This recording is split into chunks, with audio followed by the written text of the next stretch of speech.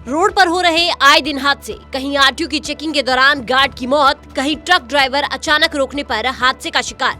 विधायक ने पार्लियामेंट में उठाया सवाल, मौत ने परिवहन विभाग को भेजा आदेश। नमस्कार, आप सबका स्वागत है ट्रांसपोर्ट टीवी में। मैं हूं आपके साथ अनुराधा शर्मा सैनी और आप देख रहे हैं ब्रेकिंग न्यूज। सड़कों पर हादसों का सिलसिला थमने का नाम नहीं ले रहा।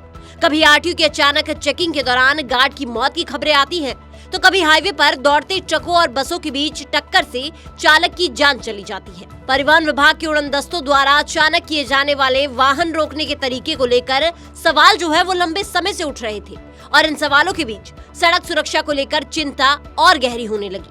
और ये मामला सिर्फ सड़क तक सीमित नहीं रहा, बल्कि देश की संसद तक पहुंच गया है। नागौर सांसद और आरएलपी प्रमुख हनुमान बेनीवाल ने इन बढ़ते हादसों और आरटीओ की चेकिंग प्रणाली में खामियों को लेकर नियम 377 के तहत ये गंभीर मुद्दा उठाया था। राष्ट्रीय राजमार्गों पर परिवहन विभाग के उड़नदस्तों द्वारा की जाने वाली चेकिंग और उनसे जुड़े हादसों को लेकर सांसद ने केंद्र सरकार का ध्यान खींचा। उनकी आवाज पर केंद्र सरकार हरकत में आ गई।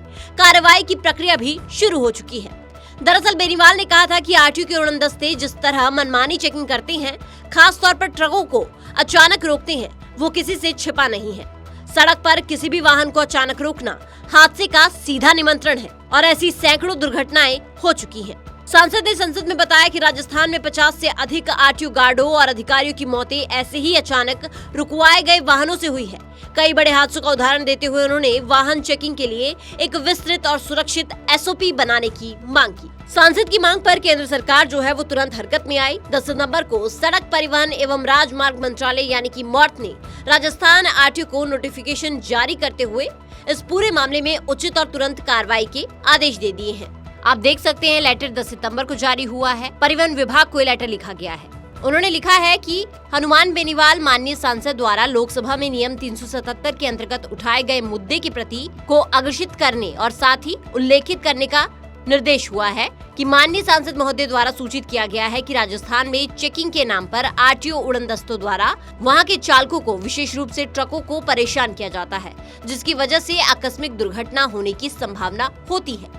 अतः ये अनुरोध है कि इस विषय पर उचित कार्रवाई की जाए। और इसके बाद ही आपको बता दें कि सड़क परिवहन एवं राजमार्ग राज्य मंत्री अजय टम्टा ने भी सांसद बेनीवाल को पत्र लिखकर जानकारी दी कि उनकी मांग पर संज्ञान लेते हुए राजस्थान सरकार के परिवहन विभाग के सचिव को आवश्यक निर्देश जो हैं वो जारी कर दिए गए हैं। आप ये लेटर अपनी स्क्रीन पर देख सकते हैं। इस लेटर में लिखा गया है कि इस मंत्रालय द्वारा समय समय पर संबंधित राज्यों को इस तरह की गतिविधियों के रोकथाम के लिए पत्र भेजा जाता है। आपके द्वारा उठाए गए मुद्दे के प्रति इस मंत्रालय के समसंख्यक पत्र जो कि 10/9/2025 के माध्यम से सचिव राजस्थान सरकार को उचित कार्रवाई के लिए अग्रेषित जो है वो किया गया है।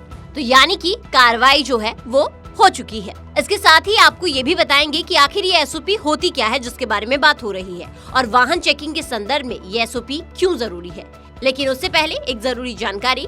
नई गाड़ी नई शुरुआत, अब सुरक्षा भी मुफ्त। अब नई गाड़ी खरीदने पर पाइए 15 लाख तक का एक्सीडेंटल बीमा। गाड़ी खरीदें, सुरक्षा पाएं। पुरानी गाड़ी मालिक भी ले सकते हैं लाभ। ज्यादा जानकारी के लिए व्हाट्सएप करें 9831 पर। देखिए, एसओपी एक लिखित, स्पष्ट और निर्धारित नियमों वाला दस्तावेज होता है, जिसमें ये बताया जाता है कि किसी काम को कैसे, कब, कहां और किस तरीके से करना है, ताकि काम जो है वो सही तरीके से हो, सभी कर्मचारी एक जैसे नियमों का पालन करें, जोखिम और हादसे कम हो और जवाबदेही तय हो सके।